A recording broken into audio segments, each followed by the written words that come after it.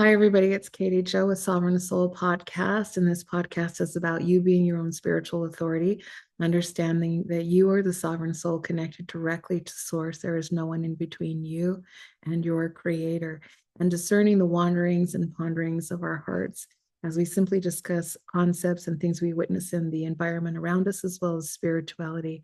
So, today I want to talk to you about something that I call the white knight syndrome. And I see this playing out quite a bit. I see this playing out I see it all the time in media and movies. And the white knight syndrome is the idea, and it's usually shown by women and the way women are portrayed in movies, media, but I also see this in communities that we have to find a male, we have to find a provider, we have to find a protector, and we are not equal or whole until we find that.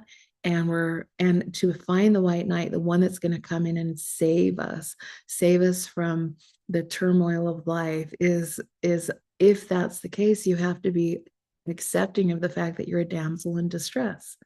And so to want the white knight is to also acknowledge that you're a damsel in distress. And I don't necessarily believe that that's the message that anyone needs, let alone a woman or a girl. So let's break this apart a little bit. Most women are less strong than most men physically, most of us. And so physically, we are always in the position of being physically overpowered, if that's the dynamic. Most of the time, women will not win that battle. So, over centuries in time, women have learned to be very subtle. You could even say manipulative, but we've actually learned to navigate a world where our primary predator is the lover we take. And so to navigate the nuances of mentality, the nuances of someone else's moods, and how things are going to go in the world. So, this idea long ago that a woman has to get a strong male protector and provider in order to save her, to protect her from who? Other, usually men and systems that were created by men, was a way that women undermined their own power. It's a way that they surrender to the fact that we don't have the power. So I see a lot of women who live and engage with life that someday somebody's going to buy me the ring. Someday somebody's going to provide for me financially. Someday I'm going to feel happy because there's somebody's going to buy me flowers all the time and provide everything that I need in my life. And I'm not going to have to worry about this anymore. And so I want to look at this from all different angles.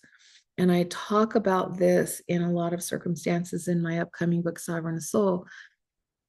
The reality of our biology is that a female, if she is pregnant or nursing a baby, she is physically incapacitated.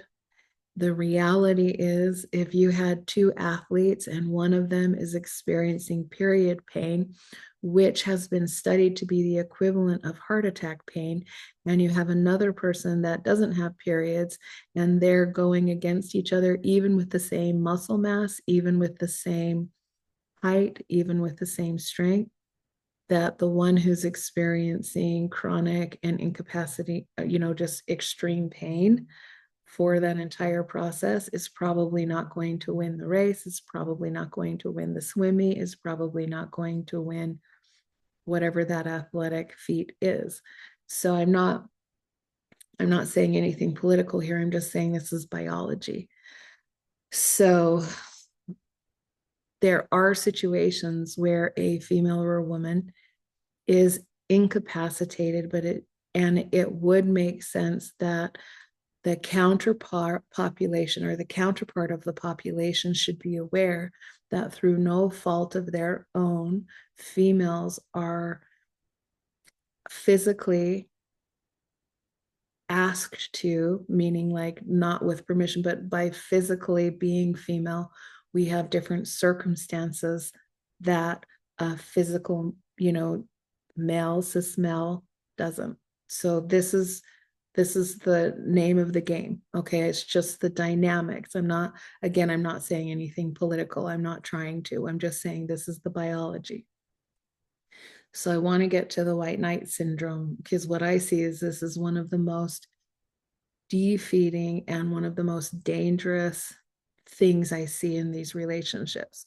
So, on one hand, you have women who are at times physically at a higher burden than you will see on a male body. And there should be balance within the dynamics of partnerships for that circumstance. Now, also, the idea that a woman needs a man or needs a provider protector to be complete, I absolutely disagree with. And this idea that someday somebody's going to come and fix everything is not only parasitic, it's demeaning to the self that I'm not able to have all of my dreams without somebody, that I'm not ever going to be happy without somebody, that I can never be successful without somebody, that this is the hole that's missing. Because what I see most of the time is people, male or female, who have that mentality that there's something missing and somebody else is going to come in and fill that gap. That gap doesn't go away. It's just this temporary dopamine hit. So that's not necessarily the healthy person you want to be in relationship with. And it seems like the people who end up being in the most successful relationships are when you have either partner, regardless of what genders they are, who feels completely whole and satisfied and is pursuing the life of their dreams regardless. And if that partner comes in, great. And if it doesn't come in, great. That seems to be where the most healthy partnerships end up being together and also sustaining the most long and have the most longevity.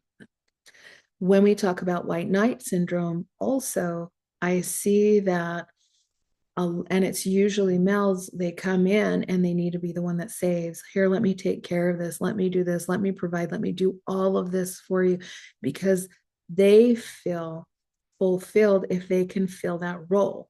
They have this identity that I'm the one that's saving and I am the saver.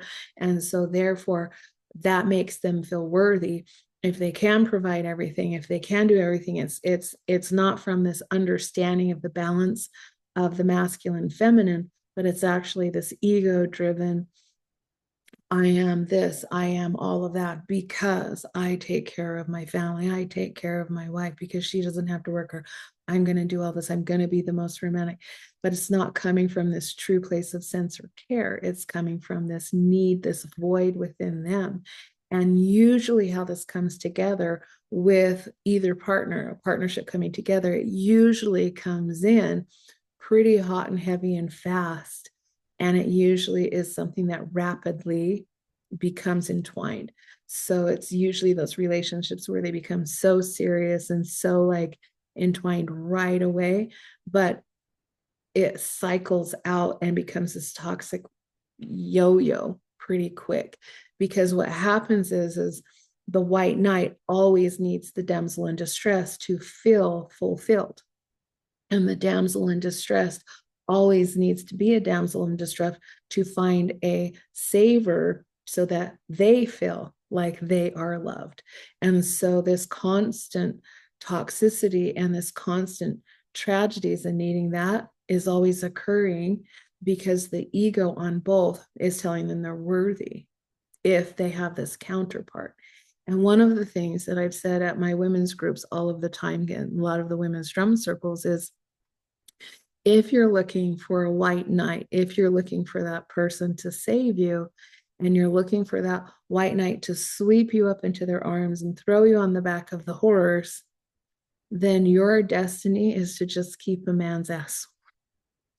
And if that's not what you want for your life, stop looking for it. Like, ideally, get your own horse, have your own reins, because let's think about the metaphor of that.